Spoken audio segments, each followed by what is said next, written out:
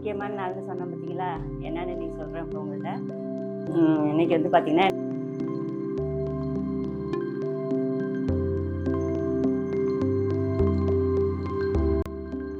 ஹாய்ங்க. இன்னைக்கு மார்கழி 1. நானும் எந்திரிச்சிட்டேன் காலையிலேயே. காலையில் எழுந்துச்சி பார்த்தீங்கன்னா இன்னும் குளிக்கல. பல்ல விளக்கிட்டு கை கால் மூஞ்சி மட்டும் கழுவிட்டு வந்தாச்சு. அப்படியே மணியை காட்டுதுங்க. மணி நம்ம வீட்டில் வந்து 10 நிமிஷம் ஃபாஸ்ட்டு. 4:40 ஆகுதா? இப்போ மணி பார்த்தீங்கன்னா 4:30 ஆகுது. ஃபஸ்ட்டு நான் என்ன பண்ண போகிறப்ப இது மாதிரி தான் இருக்குது. நைட்டு இவ்வளோ தான் க்ளீன் பண்ணி வச்சுட்டு போனேன். குளிர் அதிகமாக இருக்குங்க. நம்ம இன்னைக்கு ஃபஸ்ட்டு தெருவாசல்லாம் கூட்டி கோலம் போட்டுட்டு சுடு தண்ணி போட்டு வச்சுட்டு போனோம்னா வரத்துக்குள்ளே சுட்டுருக்கும். வந்து குளிக்கலாம். சுடு தண்ணி போட்டுட்டு சிலிண்டர் ஆஃப் பண்ணிக்கிறேன். சுடு தண்ணியை போட்டுட்டேன். சுடு தண்ணி போட்டோம்னா நம்ம கோலம் போட்டுட்டு வரத்துக்குள்ளே சுட்டுருக்கும்.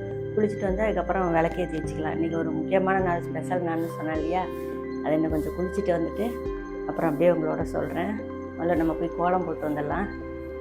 கிராமத்துலலாம் பார்த்திங்கன்னா வாசு தெளிக்கிறது அப்படின்னாலே சாணி கரைச்சி போட்டு கூட்டி கோலம் போடுறது தான். அது ஒரு தனியே அழகாக இருக்கும். இப்போ நாங்கள் எல்லாமே அது மாதிரி தான் கரைச்சி போடுறோம். இப்போயுமே கிராமத்துலலாம் பார்த்திங்கன்னா சாணி கரைச்சி போடாமல் ஒரு வீட்டில் கூட இருக்க மாட்டாங்க.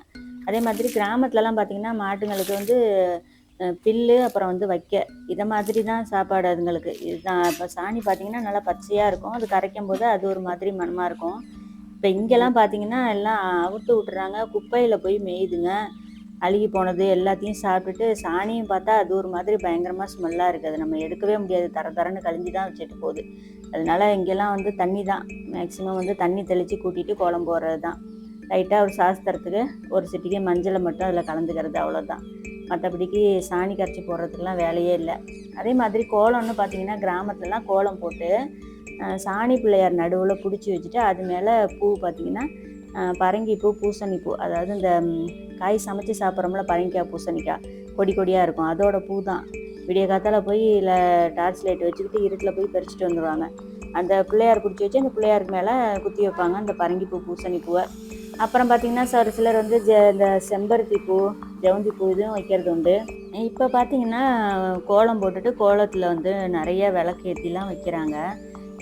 நான் எனக்கு தெரிஞ்சு நான் பார்த்த வரைக்கும் எங்கள் வீட்லேயும் சரி, இப்போ எங்கள் அத்தை வீட்டில் அந்த சைடு ஃபுல்லாக எல்லாம் கிராமம், அவ்வளோ வீடுங்க இருக்குது. எங்கேயுமே அது மாதிரி கோலத்தில் வந்து விளக்கேற்றி வச்சுலாம் நான் பார்த்ததே கிடையாது. இப்போ அது ஒரு ட்ரெண்டிங்காக போயிடுச்சு. கோலம் போட்டுட்டு வாசலில் வந்து விளக்கேற்றி வைக்கிறது. வாசலில் விளக்கேற்றி வைக்கிறதுன்னு பார்த்திங்கன்னா கார்த்திகைக்கு மட்டும்தான் நாங்கள் வாசலில் வந்து, அதாவது தெருவில் அந்த மாதிரி கோலம் போட்டு அதில் விளக்கேற்றி வைக்கிறது. மற்ற நாட்கள் மார்கழி மாதம் பார்த்திங்கன்னா மாடத்தில் விளக்கேற்றி வச்சுருவாங்க. எங்கள் அத்தையெல்லாம் டெய்லியுமே எல்லா நாளும் காலையில் எழுந்திரிச்சு விளக்கேற்றி வைப்பாங்க. சாமி மாடத்துலேயும் தெருவில் மாடத்துலேயும். தெருவில்ங்கிற அந்த மாடம் இருக்குல்ல, வீடுங்களெல்லாம் அதுக்கு முன்னாடிலாம் கட்டி சின்னதாக அப்படியே நிலைக்கு பக்கத்தில் 2 பக்கமுமே இருக்கும். பழைய வீடுங்களெல்லாம் பார்த்திங்கன்னா தெரியும். இப்போ அதெல்லாம் மறைஞ்சிருச்செல்லாம் எடுத்துகிட்டு லைட்டு போட ஆரம்பிச்சிட்டாங்க. அந்த கேப்பில் லைட் எரியுது இப்போலாம். அதுலேயுமே இப்போ நாங்களாம் பார்த்திங்கன்னா மரத்தில் வந்து இந்த விளக்கு தட்டை மாதிரி செஞ்சு அதில் ஸ்டாண்டு மாதிரி முடிக்கிட்டு அதில் வந்து விளக்கேற்றி வச்சுக்கிட்டு இருக்கேன் இன்னமும். மற்றபடி வாசலில் நான் ஏற்றி வைக்க மாட்டேன். இன்னும் எங்கள் அம்மாலாம் பார்த்திங்கன்னா சுத்தமற்றபாடு எதுவுமே விளக்கவே ஏற்றாது. சும்மா சாணி பிள்ளையார் பிடிச்சி வச்சு பூ வைக்கிறதோட சரி. இப்போ வந்து ட்ரெண்டிங் மாறி எதோ செய்கிறாங்க. ஆனால் நமக்கு எது பழக்கம் இருக்கோ அது மட்டும்தான் செய்கிறது. பழக்கம் இல்லாத விஷயத்த வந்து நாங்கள் செய்கிறது கிடையாது. நாங்கள் வந்து இவ்வளோ தான். இது வந்து பூ வைக்கலான்னு பார்த்தா மழை தூர ஆரம்பிச்சிருச்சு. சரின்ட்டு அப்படியே கோலம் மட்டும் போட்டுட்டு உள்ளே வந்தாச்சு.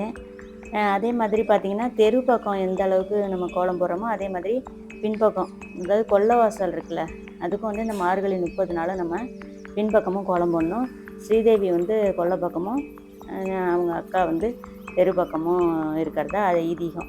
தெருவாசலுக்கு நம்ம என்ன மாதிரிலாம் நீட்டாக செய்கிறோமோ அதே மாதிரி கொல்லை பக்கம் ஒரு சின்னதாக நச்சு ஒரு கோலம் போடணும். ஒரு சில விஷயங்கள்லாம் எனக்கும் வந்து இந்த நம்பிக்கையெல்லாம் உண்டு. இங்கே வந்து நம்ம இப்போ இருக்கிற வீட்டில் வாடகை வீடு தான். ஆனால் இங்கே வந்து கொல்லை வாசப்படி இருக்குது. கொல்லை பின்பக்கம் கொஞ்சம் இடம்லாம் இருக்குது. நாங்கள் கிராமத்துலேயும் கொல்லை வாசல் இருக்கோம். கோலம் போட்டுருவோம். சாணி கரைச்சி போட்டு அங்கேயும் வந்து சின்னதாக கோலம் போடுவோம். கலர்லாம் போட மாட்டோம். நார்மலாக ஒரு கோலம். அதே மாதிரி இந்த வீட்லேயும் பார்த்திங்கன்னா கொல்லை வாசல் வந்து நமக்கு இருக்குது. அதனால் அதுலேயும் லைட்டாக தண்ணியை தெளிச்சுட்டு கூட்டி தள்ளிட்டு இந்த இருட்டோடையே வந்து ஒரு கோலத்தை போட்டாச்சு. இது நம்ம விருப்பம்தான். கோலம் போட்டுட்டு குளிக்கிறது, இல்லை குளிச்சுட்டு வந்து கோலம் போடுறது எல்லாமே நம்ம சௌரியம்தான். நான் வந்து கோலம் போட்டுட்டு அதுக்கப்புறம் கையோடு போய் குளிச்சிடலாம் அப்படின்ட்டு ஃபஸ்ட்டே இந்த கோலத்தெல்லாம் போட்டுட்டேன். எப்போவுமே சரி மற்றவங்க செய்கிறாங்க அப்படிங்கிறதுக்காக எந்த ஒரு விஷயத்தையுமே செய்ய மாட்டேன். இது நமக்கு பழக்கம் இருக்கா, நம்ம குடும்பத்தில் யாராவது செஞ்சுருக்காங்களா, நமக்கு அது வழி வழியாக வருதா அப்படிங்கிறத பார்த்துட்டு தான் நான் இந்த ஒரு விஷயமும் செய்யறது. இந்த ஒரு விஷயம் வந்து எனக்கு தெரிஞ்சு நான் சின்ன பிள்ளையிலேருந்தே எங்கள் அம்மா போட்டிருக்காங்க, எங்கள் மாமியார் போடுறாங்க. மேக்ஸிமம் பார்த்திங்கன்னா கிராமத்தில் எல்லாருமே இந்த இது வந்து கொல்லை பக்கம் கோலம் போடுறதுலாம் செய்கிறது. அதான் சொன்ன மாதிரி புதுசாக அந்த விளக்கேற்றி வைக்கிறது தான் இது இப்போ வந்து புதுசாக இருக்குது. இப்போ நான் இருக்கிற இடத்துலையுமே பக்கத்து வீட்டிலலாம் பார்த்திங்கன்னா கோலத்தில் வந்து அகல் விளக்கு ஏற்றி வச்சுருக்காங்க. இருந்தாலும் அது எனக்கு வந்து அது எனக்கு எனக்கு அது தோணலை. எனக்கு வந்து மாடத்தில் ஒரு விளக்கு, அதே மாதிரி சாமி ரூமில் ஒரு விளக்கு குளிச்சுட்டு வந்து ஏற்றி வைப்பேன். அது இந்த மார்கழி 30 விடிய காத்தால ஏற்றுறோம். பிரம்ம தீபம் அப்படிங்கிறது நார்மலாக அது எல்லாருமே ஏற்றுறது. அதுவும் இப்போ ட்ரெண்டிங்கில் இருக்குது. அது வந்து அதுக்கு முன்னாடியே இந்த மாதிரி விஷயங்கள்லாம் யாருமே ரொம்ப வந்து ஃபாலோ பண்ணல. இப்போ தான் எல்லாமே புதுசு புதுசாக இருக்குது. அப்புறம் தெருவாசல்லாம் கூட்டிகிட்டு வந்து சாமி மாடத்தை தொடச்சிட்டு அதுக்கும் கோலத்தை போட்டுருவேன். இது நான் மேக்ஸிமம் சாமி மாடத்தில் பார்த்திங்கன்னா வெள்ளி செவ்வாய் இந்த 2 டைம் மட்டும் கோலம் போட்டுட்டு பூஜை பண்ணிப்பேன். மற்ற நாளில் நார்மலாக அதே கோலத்தில் இருக்கும். டெய்லிலாம் வந்து கோலம் போடுறதில்ல. வெள்ளி செவ்வாய் சில முக்கியமாக விசேஷ நாட்களில், அது பௌர்ணமி இந்த மாதிரி டயத்தில், கார்த்திகை இந்த மாதிரி விசேஷ நாள் இந்த மாதிரி டயத்தில் தான் நான் வந்து கோலம் போட்டுருவேன். அதே மாதிரி சாமி மாடத்துக்கு மட்டும் அரிசி மாவு, சுத்தமான அரிசி மாவு இருக்குல்ல, அதில் தான் கோலம் போடுவேன். சின்னதாக அந்த இதெல்லாம் அச்சுலாம் இருக்குது. இருந்தாலுமே நம்ம கையால் சின்ன கோலமாக இருந்தாலும் நம்ம போடும்போது அது ஒரு தனி திருப்தியாக இருக்கும் எனக்கு. அதனால் இந்த அச்சுலாம் நான் வந்து வாங்கி வச்சுருக்க மாட்டேன். எந்த கோலமாக இருந்தாலும் கையால் தான் போடுறது. அப்படியும் கும்பேஸ்வரர் கோயில் போனப்போ சின்னதாக ஒன்று வாங்கிட்டு வந்து வச்சேன். அது என்னமோ எனக்கு அது பிடிக்கல. அதனால் இப்படி தான் நான் வந்து கோலம் போட்டுக்கிறது. இது மாதிரி குளிக்கிற வரைக்கும் தான் நமக்கு இந்த மார்கழி மாதத்துலலாம் குளிக்கிற வரைக்கும் கொஞ்சம் ரொம்ப குளிர்ற மாதிரி இருக்கும். ஒன்ஸ் நம்ம போய் குளிச்சிட்டோம்னா அதுக்கப்புறம் எதுவுமே தெரியாது.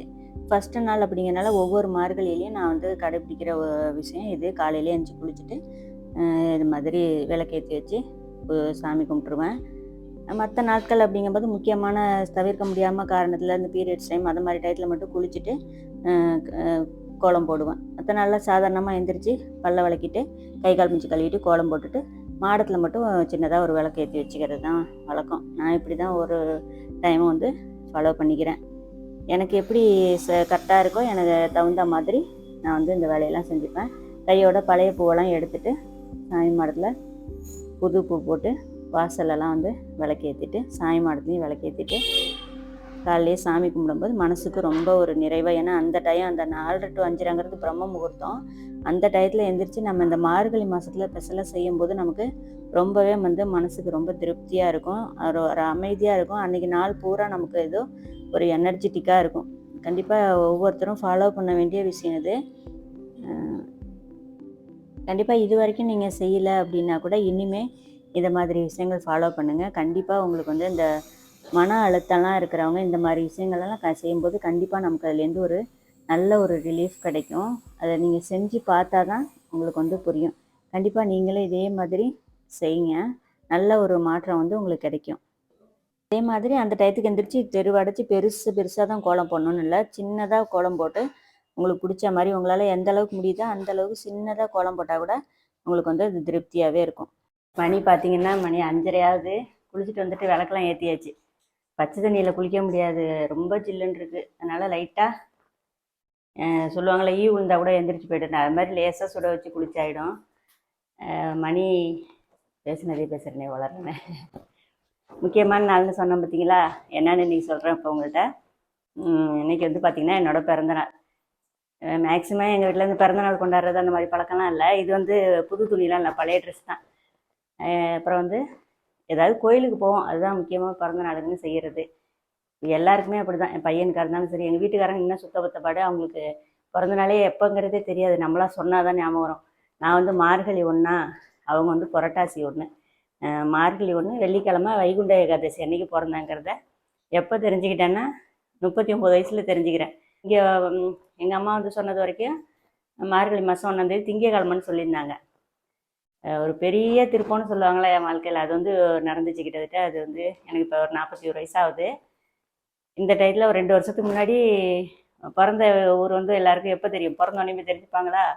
நான் 39 வருஷம் கழித்து போய் தெரிஞ்சுக்கிட்டு 2 வருஷத்துக்கு முன்னாடி போய் பார்த்துட்டேன்னு வச்சுக்கலாம். அதை பார்த்ததெல்லாம் பெரிய ஒரு ஸ்டோரி. கண்டிப்பாக நான் வந்து உங்கள் கூட ஷேர் பண்ண அந்த ஆசை இருக்குது. அது கண்டிப்பாக சொல்லுவாங்களே சினிமா படத்தோட மிஞ்சினது அந்த அளவுக்கு இருக்கும். இன்றைக்கி வந்து முக்கியமான நாள்னா பிறந்தநாள் தான். இன்னும் என்ன மாதிரியே இன்றைக்கி பிறந்தநாள் கொண்டாடுற எல்லாருக்கும் வந்து பிறந்தநாள் வாழ்த்துக்கள். அப்புறம் வந்து திருமண நாள் மார்கழி 1 யாரும் கண்டிப்பாக இருக்காதுன்னு நினைக்கிறேன். அதே மாதிரி சில பேர் வந்து லவ் மேரேஜ்லாம் இருப்பாங்க. திருமண நாள் கொண்டாடுறவங்க எல்லாருக்கும் வாழ்த்துக்கள். இதுதான் இன்னைக்கு எனக்கு ஸ்பெஷல் டேன்னு சொன்னேன் பார்த்தீங்களா, இதுதான். பிறந்தநாள்னு வேற ஒன்றும் கொண்டாடலாம் கிடையாது. அடுத்தடுத்து நமக்கு வந்து வேலை இருக்கும். இப்போ வீடியோ போடுறதுனால, இப்போ சொல்கிறனால என் பையன் வந்து இப்போ +2 படிக்கிறனால 4 மணிக்கு எந்திரிச்சிடறாப்புல படிக்கிறதுக்கு. அதனால் அவன் அப்படியே எடுத்தாரன்ட்டு வீடியோ எடுக்கிறான். இல்லைன்னா நான் ஸ்டாண்ட்லாம் செட் பண்ணி எடுக்கணுன்னா கொஞ்சம் அலுப்பாயிடும். அவன் எடுத்தாரன்னு சொன்னனால கொஞ்சம் ஈஸியாக இன்றைக்கி வந்து வீடியோ எடுத்தாச்சு. அடுத்தது வந்து ஸ்கூலுக்கு வந்து லஞ்சு பேக் பண்ணோம். ஜாமான் கொஞ்சம் கிடக்கு கழுவணும். அடுப்பு லைட்டாக லேசாக நைட்டே தொடச்சி வச்சுருவோம். இருந்தாலும் லைட்டாக தொடச்சிட்டு நம்ம சமைக்கிற வேலை பார்க்கணும், காப்பி போட்டு கொடுக்கணும். அடுத்தடுத்த வேலை இருக்குது. அவனை வந்து படிக்கணும். இதுக்கு மேலேயும் வீடியோ எடுக்க அப்பப்போ போய் படிச்சுக்கிறான். கொஞ்சம் கொஞ்சம் வந்து எடுத்து கொடுக்குறான். எல்லாம் இந்த வீடியோ கண்டிப்பாக பிடிச்சிருந்தா மறக்காமல் லைக் பண்ணுங்கள். கோலத்தெல்லாம் பாருங்கள். மார்கழி 1 நல்லா மழை பெய்யுது. உங்களுக்கு தண்ணி சொட்டுறது கேட்கும்னு நினைக்கிறேன். கோலம் எப்படி ஆக போகுதுன்னு தெரியல. நல்ல வேலை அதுக்கு தான் நிறைய கலர் போடலை. நைட்டே கிளைமேட் வந்து ஒரு மாதிரியாக இருந்துச்சு. பார்த்திங்கன்னா நல்லா தூருது. தண்ணி இந்த அளவுக்கு நிற்கிற அளவுக்கு தூரிக்கிட்டு இருக்கு. ரோட்டு பக்கம்லாம் பார்த்தீங்கன்னா மெயின் ரோட்டை காட்டுற மாதிரி பஸ் போகுது.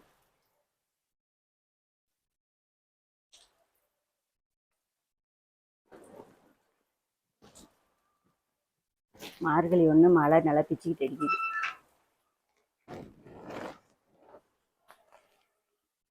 நம்ம இருக்கிற ஏரியான்னு பார்த்தீங்கன்னா தஞ்சாவூர் சைடு இருக்கும். இங்கெல்லாம் நல்லா மழை பெய்யுது. உங்கள் சைடெலாம் எப்படி மழையா என்னங்கிறத சொல்லுங்கள்.